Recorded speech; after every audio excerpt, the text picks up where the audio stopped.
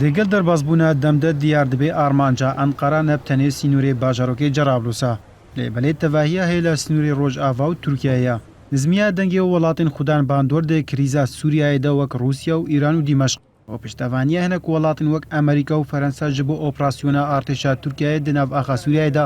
ڕێ لێبەر تەفگەرە ئارتێشا تورکیە لێ سەرپرانیە سنووری ڕۆژاوای کوردستانی و تورکیایە vekir.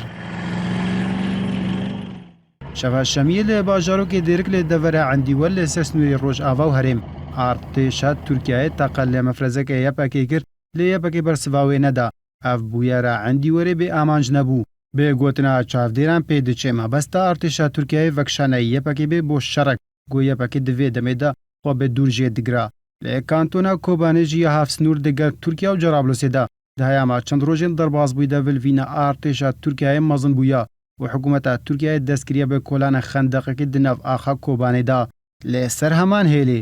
lê li Rojavayê çemê Furat û başûrê bajarokê Cerablus got di niha bê devereke germ tê zanîn şer û pevçûn di navbera hêzin encûmena leşkeriya Minbic û hêzin artêşa Tirkiyeyê û hêzin opozisyona Sûriyeyê de derket û çend tank ber bi gundê Amarna got 8 kîlometran dêkevê başûrê Cerablus da û dibin destê hêzin Minbicê de ne birêketin. Di heman demê de jê dereke leşkerî ji Reuters da zanîn got balafireka şer kokayeke hêzin encûmena leşkeriya Minbic li wê deverê kiriye armanc. Di niha de devere herî germ lê başûrê Cerablus û bakurê Minbicê bêsedema nîzîkbûna hêzin Minbicê û yên opozisyonê ji hev û lê dwanên her du aliyan gogevan li hev dikin û her aliyek bi mafê xwe dizanê bersiv bida. Ji ber wê dûr nîne şer derkevê di navbera her du aliyan de eger Washington sînorekî di navbera wan de daînena. Di heman çarçovê de çûne hêzin Tirkiyeyê ji bo Cerablus dizê debûnê de ye û lê gorî zaniyariyan ji 24 vê mihêva rojan ne hejmarek tankên artêşa Tirkiyeyê derbasî Cerablus dibin.